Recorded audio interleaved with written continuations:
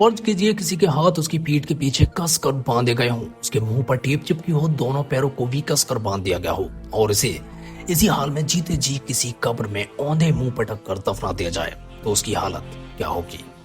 साजिश, मर्डर और जमीन में लाश हैरान कर देगी विदेश में एक भारतीय लड़की के कत्ल की ये खौफनाक कहानी। तो चलिए दोस्तों शुरू करते हैं। ऑस्ट्रेलिया के शहर एडिलेड में रहकर नर्सिंग की पढ़ाई कर रही 21 साल की जस्मीन कौर को कुछ ऐसी ही मौत मिली, ऐसी भयानक मौत जिसकी सच्चाई जानकर ऑस्ट्रेलिया के तेज तर्रार पुलिस वालों और जज के भी होश उड़ गए।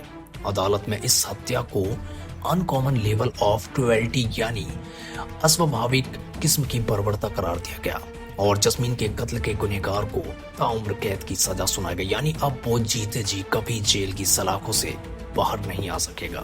उसे इतनी भयानक मौत क्यों दी गई, उसके साथ ऐसा करने वाला आखिर कौन था और इस भयानक कत्ल का राज कैसे सामने आया। तो आज वारदात में आपको एडिलेड में कातिल का शिकार बनी जस्मीन की पूरी कहानी तफसील से बताएंगे। हमारा दावा है कि बर्बरता की ये कहानी सुनकर आप भी उतने ही हैरान होंगे जितने इस समय ऑस्ट्रेलिया के लोग हैं। इत्तेफाक से इस कहानी के दोनों ही किरदार यानी कातिल और मकतूल भारत से हैं, यानी दोनों मूल रूप से भारतीय हैं। यही वो तारीख थी जब जस्मीन कौर अपने वर्क प्लेस यानी अपने दफ्तर से रहस्यमय तरीके से गायब हो गई। 5 मार्च 2021 नॉर्थ प्लिम्पटन एडिलेड। यही वो तारीख थी जब जस्मीन कौर अपने वर्क प्लेस यानी अपने दफ्तर से रहस्यमय तरीके से गायब हो गई। नर्सिंग की स्टूडेंट होने के साथ वो साउथ ऑस्ट्रेलिया के नॉर्थ प्लिम्पटन में मौजूद एक ओल्ड एज होम में काम भी करती थी। एडिलेड में अपने अंकल आंटी के साथ रहने वाली जस्मीन रोजाना की तरह इसी दिन भी तय वक्त पर अपने वर्क प्लेस पर पहुंची गई थी। लेकिन इसके बाद जब वो देर तक घर नहीं लौटी तो उसके घर वाले भी परेशान हो गए। उन्होंने जस्मीन से संपर्क साधने की काफी कोशिश की लेकिन उसका फोन लगातार स्विच ऑफ आ रहा था और तब वो अपने तौर पर जस्मीन को ढूंढ कर हार गए। तो उन्होंने अगले दिन पुलिस के पास जाकर जस्मीन की गुमशुदगी की रिपोर्ट दर्ज करवा दी। अब दोस्तों जानते हैं कि आरोपी तक ऐसे किस तरह से पहुंच गई थी पुलिस ने इस सिलसिले में रिपोर्ट दर्ज करने के बाद जस्मीन की तलाश शुरू कर दी थी। सबसे पहले पुलिस उसी जगह पर पहुंची थी जहां से वो गायब हुई थी, यानी जस्मीन का वर्क प्लेस। इत्तेफाक से किसी ने भी उसे बाहर निकलते या फिर किसी के साथ जाते हुए नहीं देखा था, लेकिन इस जगह पर सीसीटीवी कैमरे में जस्मीन के गायब होने वाले दिन एक संदिग्ध कार की तस्वीरें जरूर कैद हुई थी। अब पुलिस इस कार के नंबर के सहारे उसके मालिक तक पहुंची। कार मालिक ने वारदात वाले दिन यानी 5 मार्च को उस ओल्ड एज होम की तरफ जाने की बात से ही इनकार कर दिया, लेकिन इसने इतना जरूर बताया कि उस दिन उसकी कार उसका दोस्त और फ्लैटमेट तारिक जोत सिंह जरूर मांग कर ले गया था। इसी बीच पुलिस को अपने वही खातों में भी तारिक जोत का नाम मिल गया। 21 साल का तारिक जोत पहले जस्मीन का बॉयफ्रेंड हुआ करता था, लेकिन जस्मीन से हुए ब्रेकअप के बाद से वो लगातार उसका पीछा कर रहा था और उसे परेशान भी करता था। असल में जस्मीन ने इस सिलसिले में एडिलेड पुलिस के पास एक शिकायत भी दर्ज करवाई थी, जिसके बाद पुलिस ने भी तारिक जोत को न सिर्फ चेतावनी दी थी बल्कि जस्मीन से दूर रहने को कहा था। इत्तेफाक से अपने फ्लैटमेट की कार के जरिए अब तारिक जोत का कनेक्शन जस्मीन कौर के वर्क प्लेस से जुड़ने लगा था। तो क्या इस साजिश और जस्मीन की गुमशुदगी के पीछे तारिक जोत ही था? जस्मीन की गुमशुदगी की रिपोर्ट लिखवाए जाने के अगले ही दिन यानी 7 मार्च को पुलिस तारिक जोत को हिरासत में ले चुकी थी। पहले तो वो जस्मीन से मिलने मिलाने की बात से ही इनकार करता रहा, लेकिन जब पुलिस ने उसका सबूतों से सामना करवाया तो उसने मान लिया कि उसने जस्मीन को उसके वर्क प्लेस से पिक किया था। लेकिन थोड़ी ही देर की पूछताछ के बाद उसने ये कहकर पुलिस वालों को चौंका दिया कि अब जस्मीन इस दुनिया में नहीं है, उसकी मौत हो चुकी है। तो क्या उसने जस्मीन का कत्ल कर दिया था? तारिक जोत की माने तो नहीं। तारिक जोत लगातार ये कह रहा था कि जस्मीन ने खुदकुशी कर ली थी और उसने बस उसकी लाश एक कब्र में दफना दी थी।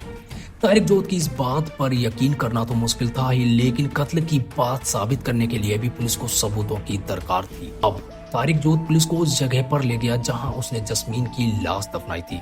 ये जगह एडिलेड से करीब 400 मील यानी करीब 643 किलोमीटर दूर थी। फ्लिंडर्स रेंज इलाके में हाईवे से थोड़ी ही दूरी पर एक सुनसान जगह पर तारिक जोत ने जस्मीन की लाश दफनाई थी। तारिक जोत के इशारे पर अब पुलिस जस्मीन की लाश जमीन खोदकर बाहर निकाल चुकी थी, लिहाजा लाश को पोस्टमार्टम के लिए भिजवा दिया गया। लेकिन जैसे ही पोस्टमार्टम रिपोर्ट सामने आई, जस्मीन की मौत का राज खुल गया।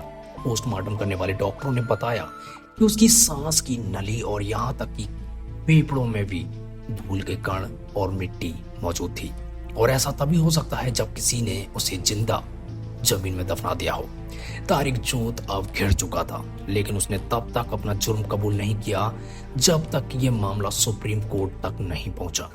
9 महीने बाद मामला ऑस्ट्रेलिया की सुप्रीम कोर्ट में पहुंचा और तब तारिक जोत ने जस्मीन को जिंदा दफन कर उसकी हत्या करने की बात कबूल कर ली थी। लेकिन इसी कबूलनामे के साथ उसने जस्मीन के कत्ल की जो कहानी सुनाई वो रोंगटे खड़े करने वाली थी। पुलिस के मुताबिक उसने बिल्कुल ठंडे दिमाग से जस्मीन की जान लेने की साजिश रची थी। वो जस्मीन के ब्रेकअप कर लिए जाने के बाद से ही बदले की आग में जल रहा था और उसे हर हाल में सबक सिखाना चाहता था। कुछ इस इरादे से उसने 5 मार्च को जस्मीन को अगवा कर लिया, लेकिन पकड़े जाने से बचने के लिए उसने इस काम में अपने फ्लैटमेट की कार का इस्तेमाल किया। वो उसी कार से जस्मीन के वर्क प्लेस पर गया था। वहां से वो जस्मीन को अपने साथ चलने के लिए राजी करने में कामयाब हो गया, लेकिन इसके बाद बीच रास्ते में ही उसने पहले तो जस्मीन के हाथ पैर बांधकर उसे अपनी कार की डिग्गी में बंद कर दिया और फिर करीब 643 किलोमीटर का सफर तय कर एक सुनसान जगह पर पहुंचा, जहां उसी हालत में उसने एक कब्र खोदी और फिर जस्मीन को उसी कब्र में जिंदा दफन कर दिया। तारिक जोत ने जब उसे कब्र में डालकर उस पर मिट्टी डालने की शुरुआत की, जस्मीन की सांसें तब भी ना सिर्फ चल रही थी बल्कि वो पूरे होशो हवास में थी। पुलिस की तफ्तीश में पता चला कि वो पूरी तैयारी से जस्मीन की हत्या करने पहुंचा था। जस्मीन को पिक करने से पहले उसने एक दुकान से उसके हाथ पांव बांधने के लिए केवल टाई खरीदी थी और मिट्टी खोदने के लिए एक फाफड़ा भी लिया था। पुलिस ने जब तारिक जोत की निशानदेही पर उसकी लाश कब्र से खोदकर बाहर निकाली, तब भी जस्मीन के हाथ उसके पीठ के पीछे बंधे हुए थे। पैरों में भी केवल टाई लगी थी, यानी पैर भी बंधे थे, जबकि आंख और मुंह पर टेप चिपकी हुई थी। जस्मीन को जिंदा दफनाने के बाद जब तारिक जोत वापस एडिलेड की तरफ जा रहा था तो रास्ते में एक रेस्टोरेंट के पास उसने जस्मीन की वर्क आईडी, कपड़े और कुछ बचे हुए केबल टाई एक कूड़ेदान में डाल दिए थे, जिन्हें बाद में पुलिस ने बरामद कर लिया। इस वारदात को अंजाम देने के लिए तारिक जोत ने कितनी गहरी साजिश रची थी, इसका अंदाजा इसी बात से लगाया जा सकता है कि कत्ल की वारदात को अंजाम देने से एक रोज पहले पकड़े जाने से बचने के लिए उसने पूरे एडिलेड शहर में लगे सीसीटीवी कैमरों की लोकेशन का एक ब्यौरा नेट से डाउनलोड किया था। यानी वो पहले से इस बात की तैयारी कर चुका था कि वो किसी भी सीसीटीवी कैमरे की जद में ना आए। लेकिन तकदीर का खेल देखिए कि इतना दिमाग लगाने के बाद भी वो एक सीसीटीवी कैमरे की फुटेज से ही पकड़ा गया। पुलिस को उसके दोस्त की कार की फुटेज जस्मीन के वर्क प्लेस के बाद नजर आ गई और यही इस मामले का पहला सुराग था। जस्मीन कौर के कत्ल के मामले में सुप्रीम कोर्ट में अभियोजन पक्ष की ओर से अपनी बात रखते हुए प्रोसिक्यूटर कार्मेन मेटेओ एससी ने भरी अदालत में जिस तरह से जस्मीन कौर के कत्ल की कहानी बयान की, उसे सुनकर हर कोई हैरान रह गया। हालांकि मामले की सुनवाई के दौरान बचाव पक्ष के वकील का कहना था कि तारिक जोत सिंह एक नई उम्र का लड़का था जो ब्रेकअप से मिले सदमे को बर्दाश्त नहीं कर सका। वो खुद पर काबू नहीं कर पाया। कत्ल के इतने दिन बाद भी तारिक जोत की दिमागी हालत ठीक नहीं है। वो अब भी अपनी गर्लफ्रेंड रही जस्मीन कौर की आवाज़ सुनने की बात करता है। उसे लगता है कि जस्मीन अब भी जिंदा है। ऐसे में आप उसकी मानसिक स्थिति को समझ सकते हैं। बहरहाल तमाम सबूतों को परखने और दोनों पक्षों को सुनने के बाद ऑस्ट्रेलिया की सुप्रीम कोर्ट ने तारिक जोत सिंह को उम्र कैद की सजा सुनाई है।